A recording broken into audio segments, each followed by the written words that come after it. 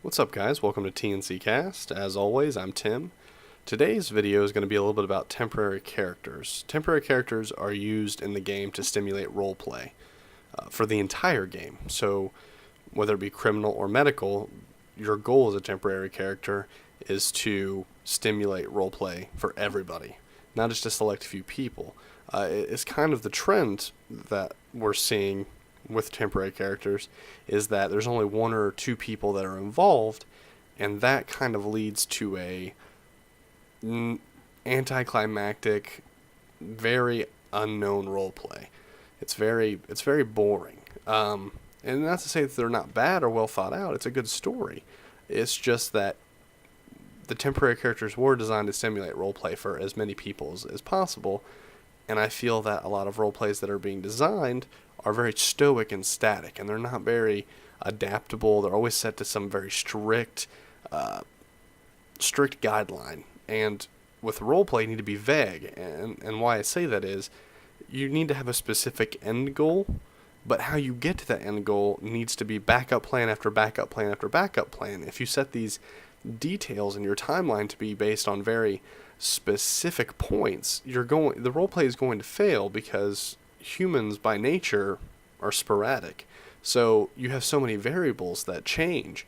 They're not a constant. So you need to be able to adapt to things and have contingency plans so that your end goal can still be met, but you don't have to follow this very linear path.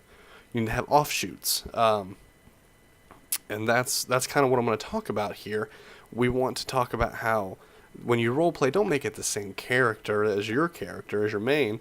If your main is a socialite, don't make this person a big socialite who wants to joke around and have fun with everybody. If your main character is a non-socialite, doesn't talk to anybody, then obviously you don't want this character to be exactly the same. You don't want them to be psychopaths if you're a psychopath, and so on and so forth. You want to make it different. That's what it's there for, is for you guys to have fun and be able to play new characters. So that's really the ultimate goal, is to help you help everybody else. So what we're going to talk about is the uses and role plays and so on and so forth. So abilities as far as each type goes. There's the criminal roleplay, high dice, very, very combat effective. And then you have medical roleplay, which is more of a purist sort of RP goal. So with violent characters, I see a lot of the role plays are usually kidnappings, attacks, things of that nature. They're not necessarily random, because that's not allowed, and you guys know that. But they are predictable. That's the general consensus. They're very predictable. They're very, like I said, linear. There's only, one goal. It's very contained. It's not a very widespread role play. So to just give you guys an idea of how you can make a widespread role play, let's say that you make a bomb threat. You don't have to have a bomb. You just make a bomb threat. So you take that threat and you say that, let's say you planted bombs all over the city. Well, or all over the islands, let's say. The general idea is for the Ministry of Defense is to get people into the panic chamber. That includes you. So think about that. The police are out searching for these bombs, and you're in the panic chamber with every civilian. See how that affects a lot more people? The police, obviously, especially with criminal role plays, the police are always going to be involved. That's just a general rule. But with criminal role plays, you have this need to get civilians involved too, and there it is, right there. You have the entire populace held hostage. Now, obviously, a lot of them are going to have high dice as well, so you're going to want to maybe think of how you can pacify those dice, and pacify the general populace in general. Just pacify the situation to where you are in control. Now, obviously, a lot of people are going to be crappy about this and so on and so forth, but you're doing it to help them, is what you're doing. And you're doing this to just engage them in role play. And obviously, you aren't going to be allowed to hurt every single person. But let's say you have a bomb strapped to your vest. They can't attack you. And they're going to be like, well, that's bullcrap, blah, blah. No, it's not. That's just good role play. You thought ahead. So you have this bomb vest on, dead man switch. If you let go, everyone blows up. So then the PD has to negotiate with you. Now, obviously, you're going to want to set it up in a way that not necessarily you fail, but that if things go the right way, everyone can get out okay. You don't want to hurt everybody. I mean, that's everyone being in the hospital at once is just, it's a lot of work for a lot of different people, and it's not really okay. But you need to make it so your character is adaptable, so they can give in to negotiating demands and stuff like that and have fun. Obviously, with all those people in there, some people are going to need to log off, things of that nature. If you drag it on too long, and that's okay, just keep playing like they're still in there, just keep role-playing and have a good time. So there's just one idea about how you can adapt a criminal role-play to work with everybody. And you can take different variations of that scenario and adapt it to a ton of things. I mean, you can have a ton of fun with criminal roleplay. It doesn't always have to just be attacks and kidnappings and hostage situations. And with this one, it's a hostage situation, but it involves like every civilian that's logged on at the time.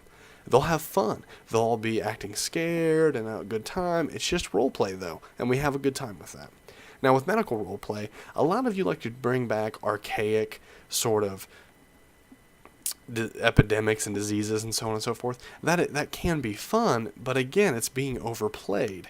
So what you want to do is you want to come up with something that is not overplayed, it's elegant, it's purist, but it's still fun for more than just one person. So let's say you start in as a female and you're 8 months pregnant. Let's say that's your role play. So you're 8 months pregnant, you come in. Let's say that you die in childbirth, child lives. Okay, that child goes to social services. So that social service worker, whoever it may be, has a job. They have a kid they have to take care of until they can find a family for it. So then there's another family that gets a kid. And that affects role play on a much wider scale than you running around and coughing on people and kind of forcing your role play on people. A lot of people aren't going to accept it. It's going to be very awkward for you because they're going to be really pissed off, and it's not fun. So let's not do that. Let's come up with different ideas. Just keep it flowing. Don't be so unoriginal, and I'm not saying that everyone is, and I'm not saying that it's a bad idea to do some of these things. I'm just saying that let's change it up a bit. Let's not do the whole same routine every day, where somebody has this or somebody has that, and somebody's throwing dice around just to attack the cops and so on and so forth. Let's make it more fun. So that's kind of an idea of what to do with temp characters. Like I said, those are very basic ideas. Broaden them, and if you need help with these ideas, let me know. I'll help, and there's lots of role players in the game that'll help too. So you're not alone. I mean, we can help you, and obviously I play a police officer in the game. So, but I'm not going to use that against you. I'm going to use it to help you, I can, if I know what's going to happen, maybe I don't want to necessarily metagame and direct things in the wrong way, but I don't have to necessarily attack with my full force that I normally would. We can help keep the roleplay rolling. So, just keep that in mind. I can help. A bunch of people in here can help. If you have an idea for a temp character, let some people know. Get them involved. Ask them what they think you should do, so on and so forth. I mean, 2 minds are greater than 1. 3 minds are greater than 2. And exponentially it goes on. So keep this in mind. You're doing a role play. Try not to just involve your friends. Involve everybody. And just have fun with it, but still make sure that when you're having fun, it's not just for yourself, it's for the game in general. So that's kind of my thing on temporary characters, and that's just a few bits of advice, and you guys can take it with a grain of salt, whatever you want to do. So this has been another TNCast, and pedos be complaining every day. Have a good night, guys.